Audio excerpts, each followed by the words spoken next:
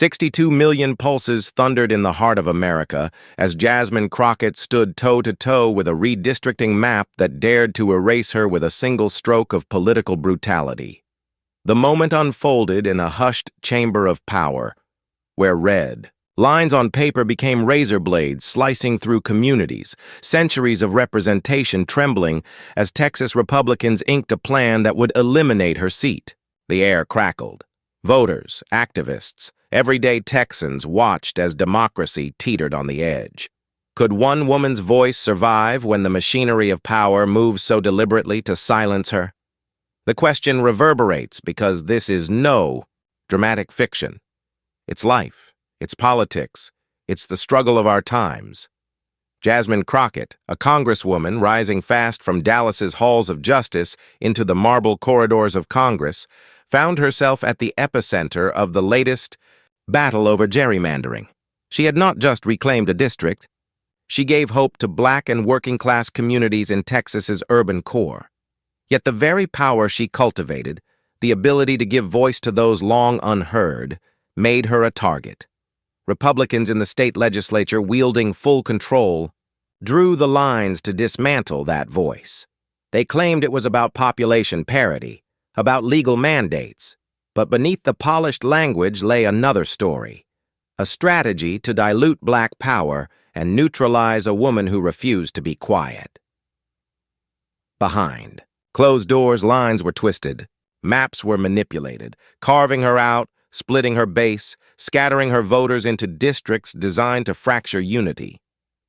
The strategy was textbook gerrymandering, cracking and packing, as the experts call it, dispersing minority voters so that no district carries enough weight to elect their preferred candidate. The masterstroke was cynical, precise. They watched demographics, they watched turnout, they watched her rise, and then they responded, redraw, deny, destroy. But Crockett did not blink. She entered hearings under floodlights of media glare. Every camera lens a witness, every mic a challenge. "They drew us out," she said, her voice crisp and steely, "but democracy draws us back in." She recounted how communities, churches, union halls, block parties, had become political classrooms where people learned the power of their own voices. She spoke of grandmothers who queued for hours at early voting sites, of children tracing the outlines of districts on spilled flour on kitchen floors, of voters who felt seen for the first time. That memory, she said, was not a map to erase. It was a story to uplift. In testimony after testimony, civil rights advocates backed her claims: racial intent, dilution of voting strength. The Latinx neighborhoods, the Black neighborhoods, the working-class neighborhoods, they all recounted how the new lines carved them apart, friends separated, churches relocated into unreachable districts, civic coalitions splintered. "We are not numbers," one pastor declared. "We are families. We are communities." Crockett echoed them. "They may redraw our lines, but they cannot redraw our purpose." The hearings felt electric. The room vibrated with tension. The testimony cut through sterile legislative posture. Old Texas fatalism met fierce modern resistance. The majority party spoke of compliance with the Voting Rights Act, with legal obligations. They recited census figures. But their words felt like mask-wearing righteous veneers over political violence. On the sidelines, lawyers prepared suits. Section 2 discrimination, constitutional challenges. On the streets, organizers mobilized, protest calls, voter registration drives, digital firestorms. "This is not just about one seat, it's about affirmation of our place in this democracy," said a volunteer canvassing painstaking block by block. News cameras caught images of Crockett rallying supporters under sweltering Texas sun, sweat, and determination glimmering side by side. She told them, "If they erase me, they erase you. We must rebuild together." And they came. Crowds larger than election night gatherings, surging with chants, signs held high. "We are not lines." On a map, justice drawn in red turned to resolve in black. "Our communities matter." Meanwhile, inside the Capitol in Washington, she dispatched urgent letters to federal oversight agencies, to the Department of Justice, to the courts. She appealed to the promise of federal protection for civil rights, asking, "Is democracy so fragile that it can be undone by partisan drafting of paper lines? Or is it resilient, the people's power strong enough to survive the sharpest cuts?" Her words traveled through news cycles, featured in national outlets, fed trending stories, turned social media algorithms into battlegrounds. And then something happened. The ACLU and voting rights groups filed suit in federal court, citing decades of Supreme Court precedent that gerrymandering with racial intent violates constitutional equal protection. They argued mathematically, geographic analyses showing Black and Hispanic voters being dispersed across candidate-safe districts to diminish collective influence. The court motion read like a political autopsy, dissecting intent and impact. The plaintiffs demanded relief, proposed remedial maps, and pushed to keep the old district until a fair new map could be drawn. The spectacle intensified when a panel of judges convened, their courtroom a crucible. For 9 hours, 9 judges, Crockett's, attorneys, and state lawyers sparred. Each judge asked hard questions, probed motivations, scrutiny applied to every line. Did the legislature consider race? Yes. Were minority communities divided unjustly? The data said yes. Were these changes unavoidable based on census shifts?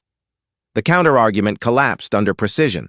The cross-examination peeled apart the veneer. The judges, impartial voices of justice, seemed to lean toward the conclusion that lines had been drawn not just with algebra, but with intention. Outside, another battle raged. Activists turned courthouse steps into rostrums. "They drew it wrong," they chanted. "They drew us out." But we came back. Social media clips went viral. Slow-motion crowds fist-pumping outside the courthouse, Crockett herself addressing them, voice tinged with both weary defiance and fierce districting resolve. "This is our democracy. We are not extracted from it. No red line can sever our spirit." Behind the scenes, state Republicans convened strategy sessions. Some spoke of compromise, minimal tweaks to satisfy legal scrutiny. Others hardened their tone. No concessions. They framed it all as political fairness, neutral districting, while the public narrative began to shift. The fight was no longer local. It was a national symbol. Is democracy something you defend in courts and ballots, or something you can draft away with ink and power? Every news cycle carried images. Advocates holding district maps side by side, superimposed with voter demographics. Commentators asked, can one Black woman stand against an entire state's apparatus of power and win? Her rise was the odds-defying thread through every segment. She looked defiant, unbowed. They compared her to earlier civil rights defenders. Some called her the new Barbara Jordan. Others invoked the spirit of Lyndon Johnson's Great Society meets today's fight. But Crockett pushed back against myth-making. She spoke instead of real people, of policy, of communities. Then came the turning point.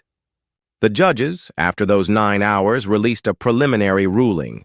While the original redistricting plan stood, the court demanded remedial action, redraw that eliminated her seat or restore her district pending final judgment. The ruling didn't fully vindicate, but it kept the seat alive, preserved the possibility. Legal scholars called it a lifeline. Judicial pause, they said. Activists roared. Crockett tweeted, "They sought to erase me, but the court has pressed pause on their agenda. This isn't over, but we are still here." And that was the moment the world held its breath. The machinery of power for the moment had been stalled. The map was not yet sealed. The narratives had been interrupted. In millions of living rooms, the momentum changed. People saw what happens when democracy is weaponized, and what happens when communities push back. The outcome would still depend on final court rulings, on potential appeals to higher courts, on the ability of advocates to keep pressure, on the legislature's response in special sessions. But the battle had reached a turning point, a crack in the armor of red lines. And somewhere in that tension, between ink and will, between maps and voices, democracy pulsed. The struggle was no longer theoretical. It was visceral, and it would be written by those who refused to accept erasure. The pause was temporary, but the pressure permanent. The judges had spoken, but only in the language of caution, not finality. The map was frozen, but not forever. And as Texas Republicans regrouped, the question turned razor-sharp. How far would they go to cement power? And how long could Jasmine Crockett's community hold on before the machinery of redistricting turned the pause into erasure? America watched, because this was no minor skirmish. It was a collision between law and will, between people who demanded to be seen and politicians who wrote them out in ink. Every breath in the chamber carried the weight of a history too familiar. Lines, redrawn, voices diluted, power recalibrated. Crockett understood that history better than most. Before Congress, she had been a public defender, a lawyer who spent years in Dallas standing beside clients the system preferred to ignore. In courtrooms, she watched prosecutors twist evidence, judges dismiss arguments, juries swayed by stereotypes. She fought not just with motions and objections, but with faith that truth could still be carved out in hostile arenas. That same faith carried her into politics. When she won her congressional seat, it was never just about her victory. It was about vindicating those who had been silenced too long. Now, the redistricting fight felt like déjà vu, a system stacked against her, a process wired to exclude her, and a responsibility to fight not just for herself, but for the people who sent her. Outside Texas, the story spread. National networks picked it up. Political commentators folded it into the broader narrative of democracy under siege. They spoke of Shelby County versus Holder, the 2013 Supreme Court decision that gutted the Voting Rights Act's pre-clearance provision. Once upon a time, Texas would have had to submit its redistricting maps to the Department of Justice for approval before they took effect. That safeguard was gone. Shelby County had declared it unnecessary, claiming the country had changed, that racial discrimination in voting was a relic. But Crockett's case proved otherwise. Here it was, alive, in real time, lines drawn to diminish black political power. Shelby's ghost hovered in every headline. Her opponents framed the fight differently. They said this was about numbers, about ensuring equal population districts, about fairness to rural voters who, in their words, had been ignored by urban elites. They pointed to census tables and population shifts, claiming urban centers had overrepresented minority voices.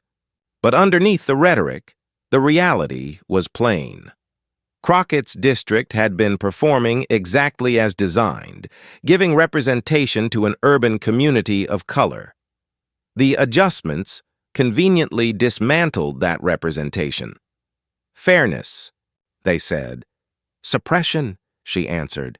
2 languages, 1 battlefield. As the preliminary ruling echoed, Crockett moved quickly. She convened town halls not in plush offices but in school gyms and church basements. Her message was consistent. This is not my fight alone. This is ours. She laid out the mechanics of redistricting, explaining the jargon, breaking down the math. She wanted people to see it wasn't abstract.